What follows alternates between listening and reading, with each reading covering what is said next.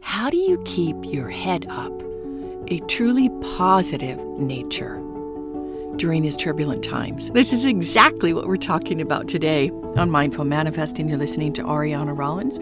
But before we get started in the episode, if you would like to break down your big, ambitious goals into manageable steps where your unconscious mind thinks it's possible, I'm doing a free workshop April 18th, and the link is in the show notes.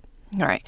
So I was thinking about, there is a whole philosophy, and actually there's a whole psychology called positive psychology. I was thinking about that, and that sometimes being positive can be just the thing we need to shift our emotional state, to get out of dwelling on what's wrong in the world, in our life, in our manifesting or lack thereof.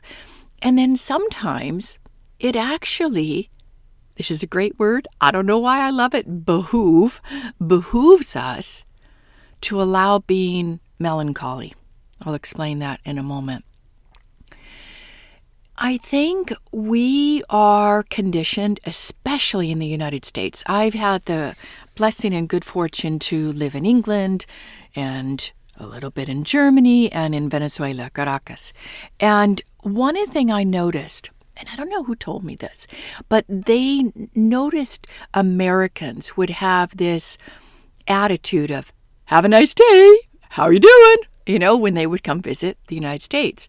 No, we take that for granted. That's how we are. We smile and we ask people how they're doing and have a nice day. But many other parts of the world are not like that. They are just themselves. It's rainy, they're cold, they haven't eaten their breakfast, and they don't put on that smiley face. They don't say, I'm doing fine when they're not. Now, would we describe that as authentic? Would we describe that as they're being more real? Or would we describe that as they're being like a downer and they're paying attention to the things that are not going to uplift, inspire, not only themselves, but other people? I don't know about that. Part of me thinks that it's absolutely okay to state where you are and how you're feeling. One of the things that I do, if someone asks me that, I check in. How's my day been going? How am I feeling? And someone's like, ugh, it's been a bumpy day. Woof. And then if there's more time, they might ask, what was bumpy about it? And I say it with a lightness. I don't give my power away to the bumpiness. I say it with a playful attitude, like, one of the phrases, and I don't know where I got this idea, but one of the phrases, when my body's not feeling optimal, like during cedar fever in Austin, a lot of allergies can be present. And I don't say that I have allergies. No. I say my body, is feeling allergies right now. My body's feeling it. And for me, that separates out. I don't create an identity that I have allergies. No, I don't. My body's having some allergic symptoms right now. That's all. I'm sniffling, I'm sneezing, coughing, whatever. So separating that out, I think, is authentic to me. And it's not complaining. It's actually stating the case. It's stating my state, my physiology. So if someone asks me, hey, how you doing? I'm like, yeah, my body's got some allergies. And then I leave it there. But what if I were to say, someone says, hey, how you doing? How's your day going? I'm like, yeah, I'm fine. I'm fine. The I'm fine actually is doing an override. And you think it's minimal. You think it's not important. There's a whole section in the new book I'm writing where I go into this in more detail and depth, because it actually, that overriding creates a disconnect between our consciousness, our awareness, our brain, and our body. And if you've been listening to me at all, the body, we think about it, is where we hold our experiences. It's where we hold our moments in life.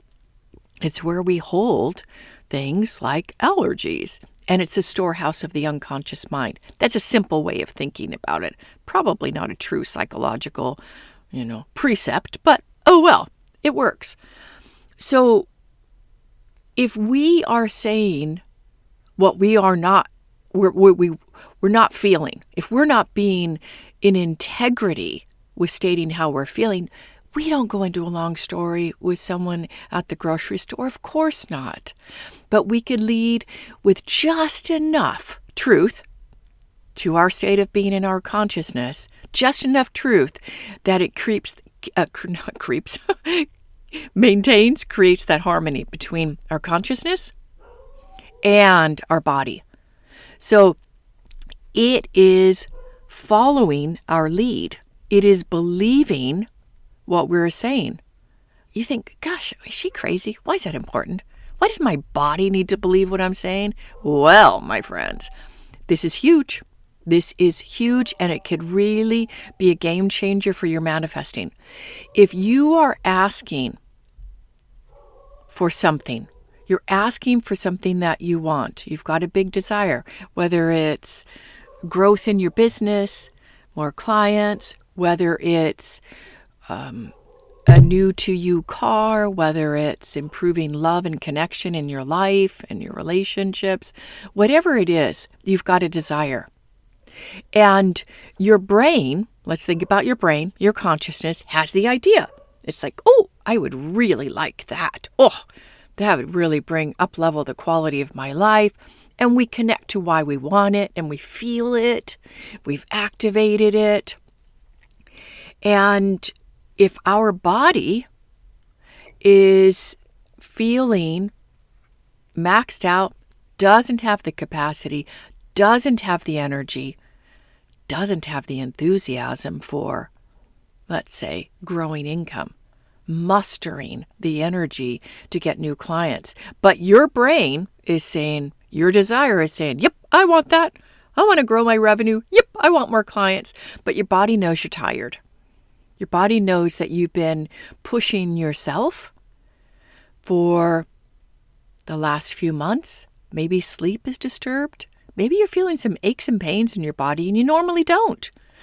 Maybe your immune system is down a little bit and you're really suffering from allergies. Yes, allergies are an immune system issue.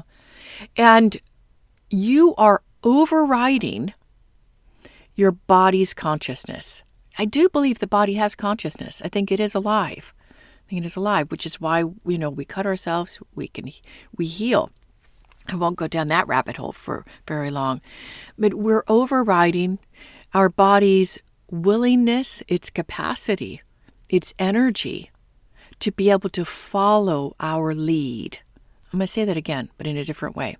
We're overriding our body's capacity to follow the leadership of our mind, of our brain. And when you have a true disconnect from your brain, your consciousness to your body, you can set intentions all day long. You can launch rockets of desire.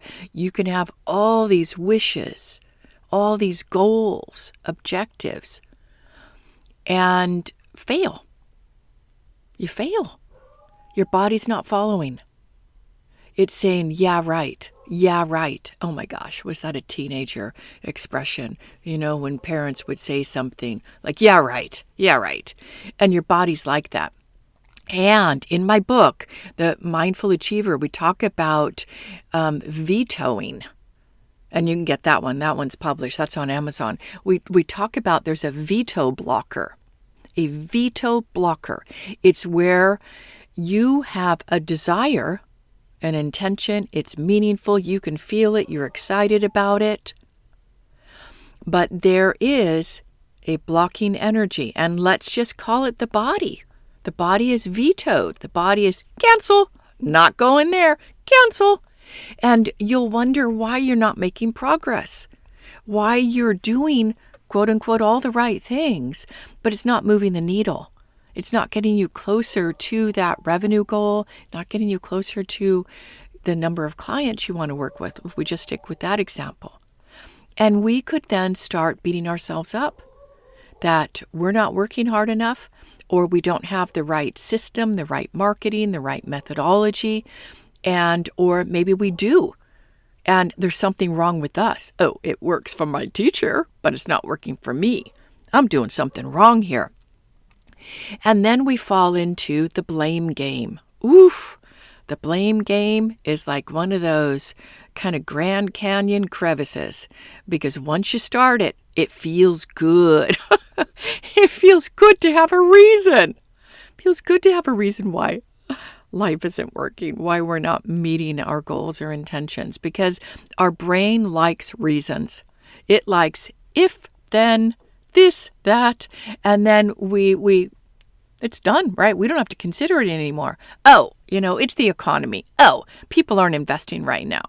Oh, I don't have the marketing message, so I need to go look for another course, to get the marketing message right. So our brain likes adding things up, and in a way it likes that simplicity. But if we're not tuning in to the body, its state of awareness and consciousness, then we could be moving forward on things that, you ready? Are a waste of time.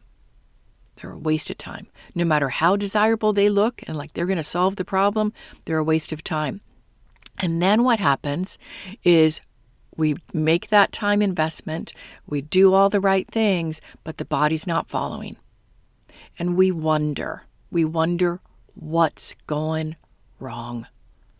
What are we doing? And we go into problem-solving mode, or we blame something else. Oh, it's our dog, which, by the way, thankfully you can't hear it, but the dog has been barking its butt off. Someone must have come to the door. And fortunately, I'm in like a quiet place to record the podcast. So the dog is barking. So could I say, oh, this is going to really destroy the podcast, the energy, whatever. Okay. And I'm blaming the dog for, quote unquote, disturbing me. It's not right now because it's not really disturbing me. But if we make that connection, that equation, more gets more. It's kind of like the blame game is a magnet you don't want to be holding on to, because then you're going to look for more reasons that life is not going your way.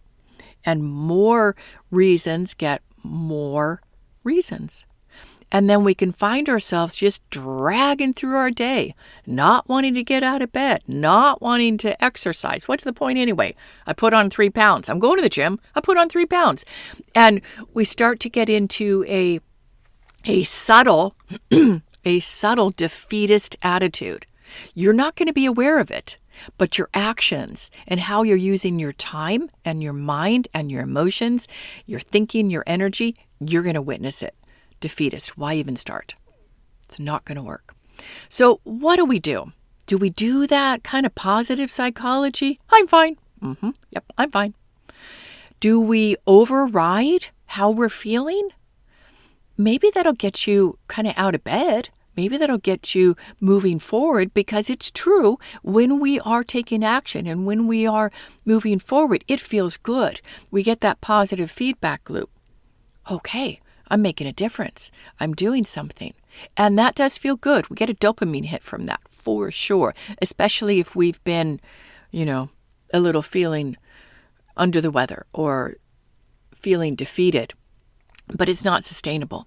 And then what we do is we kick in and we activate our willpower.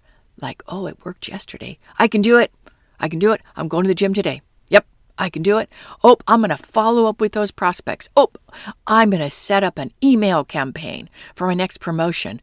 Oh, I'm going to check in with my clients. Just tell them how much I appreciate. So that willpower, nothing wrong with willpower. We need it.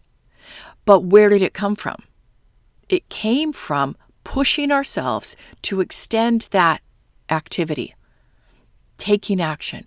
And when we do that, we're actually overriding our body again, because willpower is not sustainable. It's not. Where do you think burnout comes from?